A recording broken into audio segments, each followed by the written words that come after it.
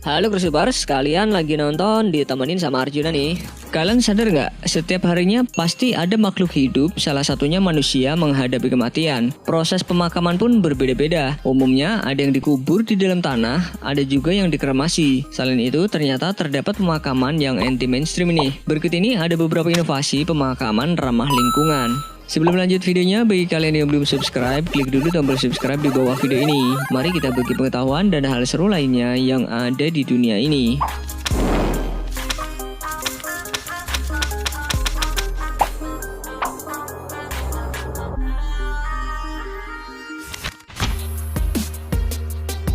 Umumnya, manusia yang telah meninggal dunia akan dikubur di dalam tanah. Meski sama-sama dikubur di dalam tanah, tapi inovasi pemakaman yang bernama burial plots ini sedikit berbeda.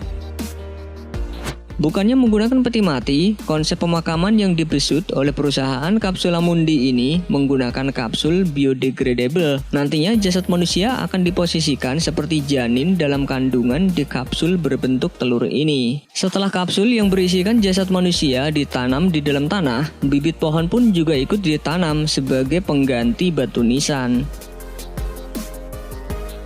Dengan begini, dimaksudkan juga selain membuat tampilan taman pemakaman menjadi berbeda, jika bibit pohon tumbuh subur tentunya bisa memberi keuntungan bagi bumi dan makhluk hidup sekitarnya.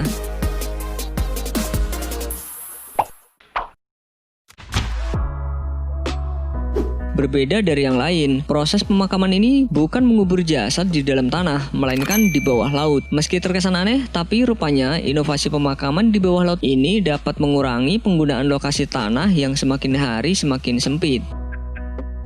Nggak hanya itu, kerangka ataupun abu yang berada di dasar laut diprediksi bisa menjadi pondasi bagi terumbu karang yang hidup di laut. Bahkan keuntungan lainnya bisa memberikan pengalaman unik bagi keluarga yang berziarah dan bisa menjadi spot diving yang menarik bagi wisatawan yang memiliki hobi menyelam. Wah, keuntungannya banyak juga ya. Gimana? Tertarik?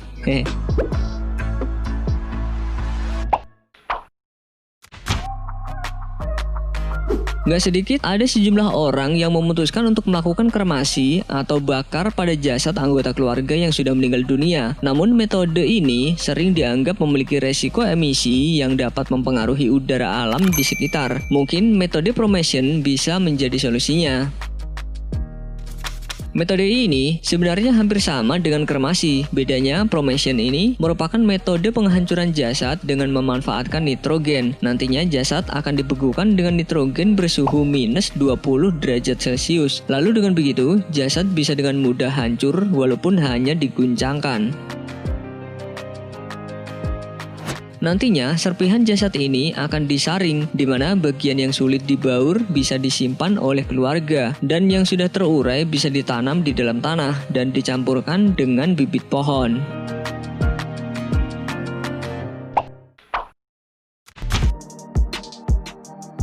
Umumnya, ketika manusia telah meninggal akan dikubur menggunakan kain kafan ataupun setelan busana lainnya. Namun, seorang perancang bernama Jeremy Lee menciptakan inovasi baru untuk pakaian yang akan dikenakan oleh si jasad, yakni Infinity Burial Mushroom Suit yang dianggap ramah lingkungan. Baju tersebut berisi spora jamur pemakan daging yang akan mencerna jaringan tubuh manusia. Tidak hanya bisa mencerna jasad manusia, baju tersebut juga bisa memecah toksin atau racun yang dilepas saat proses peruraian materi. Baju jamur itu bisa mengeliminasi sekitar 300 bahan kimia yang dilepaskan ke lingkungan jika seseorang meninggal.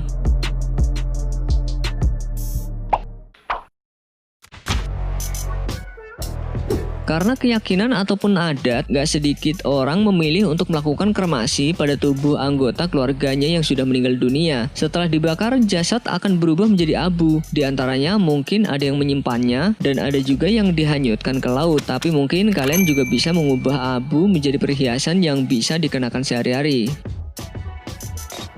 Selain bisa menjadi kenang-kenangan dari orang-orang tersayang yang telah tiada, kabarnya membuang abu jenazah ke laut dapat mencemari kondisi lingkungan.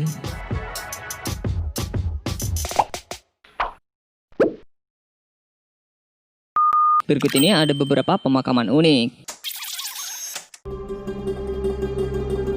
Keanekaragaman tradisi memakamkan orang yang sudah meninggal juga dimiliki Indonesia guys. Salah satunya yang terkenal yakni proses pemakaman di Tanah Sumba, tepatnya di Kampung Galuh.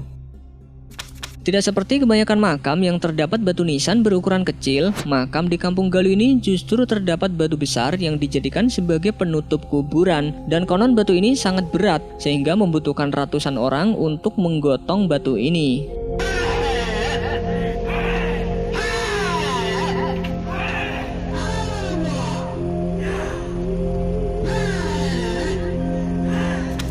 Jadi makam di Sumba ini tidak hanya diisi oleh satu jenazah saja, tapi lebih dari itu. Biasanya satu makam bisa diisi oleh sejumlah anggota keluarga lainnya dan tidak harus memiliki waktu meninggal yang sama.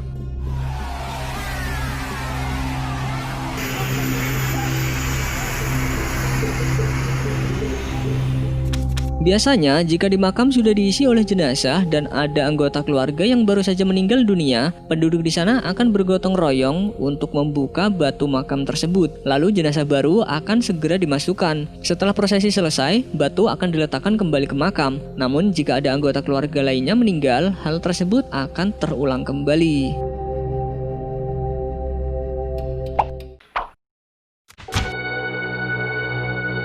Bukannya terkesan mengerikan, pemakaman di Romania ini justru terkesan ceria. Bukan hanya terdengar dari namanya saja, makam bernama Mary Cemetery ini dipenuhi dengan kayu nisan yang dicat warna-warni dan dihias dengan lukisan yang menggambarkan kisah hidup, rahasia, atau saat-saat terakhir sebelum orang itu meninggal dunia.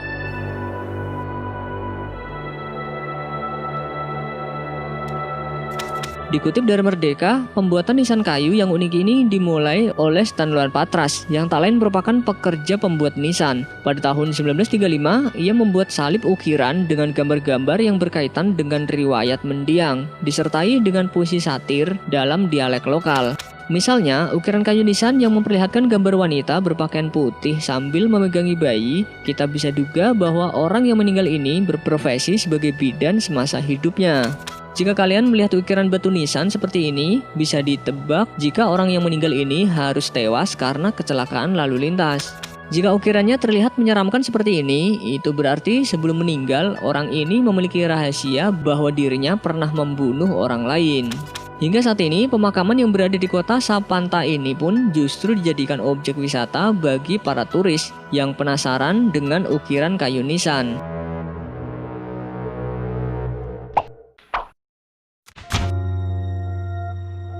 Di Indonesia, rupanya terdapat pemakaman unik tepatnya berada di Sulawesi Utara yang dilakukan oleh suku Minahasa. Sejak abad ke-9, suku ini memiliki tradisi maupun ritual yang unik, di mana memakamkan orang yang meninggal bukan dengan cara yang umum. Alih-alih dibaringkan di bawah tanah, jenazah di sana akan dimakamkan dengan posisi tumit kaki menempel pada bokong dan mencium lutut, yang sekilas seperti posisi duduk. Jenazah juga sengaja dihadapkan ke arah utara lantaran suku Minahasa percaya nenek moyang mereka berasal dari utara. Menurut kepercayaan setempat, jenazah yang dimakamkan seperti itu melambangkan kesucian dan kebaikan. Tak cukup sampai di situ guys, jenazah tersebut dikubur dalam sebuah batu yang diberi nama waruga yang memiliki arti rumah badan atau tempat kembalinya jenazah. Umumnya waruga berupa kotak batu yang memiliki atap genting berbentuk segitiga. Namun ada juga waruga yang berbentuk lain seperti bulat dan segi delapan.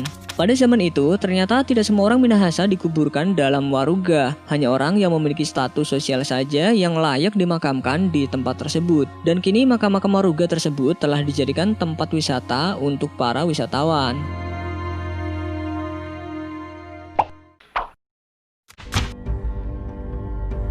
Wajarnya, sebuah makam ditutup serapat mungkin, dan di bagian permukaan makam biasanya hanya ada sebuah batu nisan, entah itu terbuat dari kayu ataupun batu. Uniknya, sebuah makam di Amerika Serikat memiliki lubang yang tertutup kaca, seperti jendela di bagian langit-langitnya. Tentunya, makam yang terdapat jendela kaca yang menghadap ke langit itu menarik perhatian banyak orang. Fungsinya buat apa ya kira-kira jendela itu?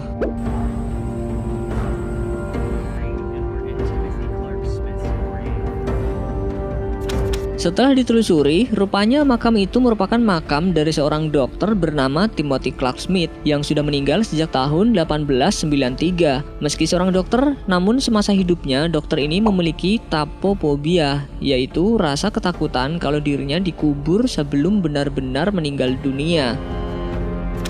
Hal ini dikarenakan pada masa itu alat medis belum terlalu canggih, sehingga orang yang berada dalam kondisi tidak sadar atau mati suri sering dianggap sudah mati kemudian dikubur, padahal orang tersebut belum benar-benar mati. Apalagi pada masa itu beredar cerita tentang kejadian tersebut. Pada abad ke-18 hingga 19, akhirnya banyak makam yang dirancang sedemikian rupa sehingga ketika ada jenazah yang hidup kembali bisa memberi petunjuk kepada dunia luar untuk meminta bantuan.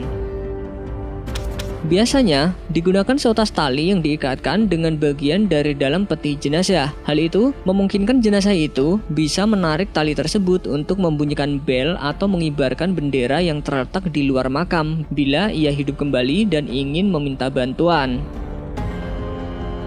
Dalam makam Smith juga dirancang dengan perlengkapan seperti itu, bahkan juga dilengkapi dengan jendela. Dengan begitu, orang luar bahkan bisa menengok ke dalam liang makam melalui jendela tersebut untuk memastikan apakah dokter tersebut hanya mati suri atau benar-benar mati.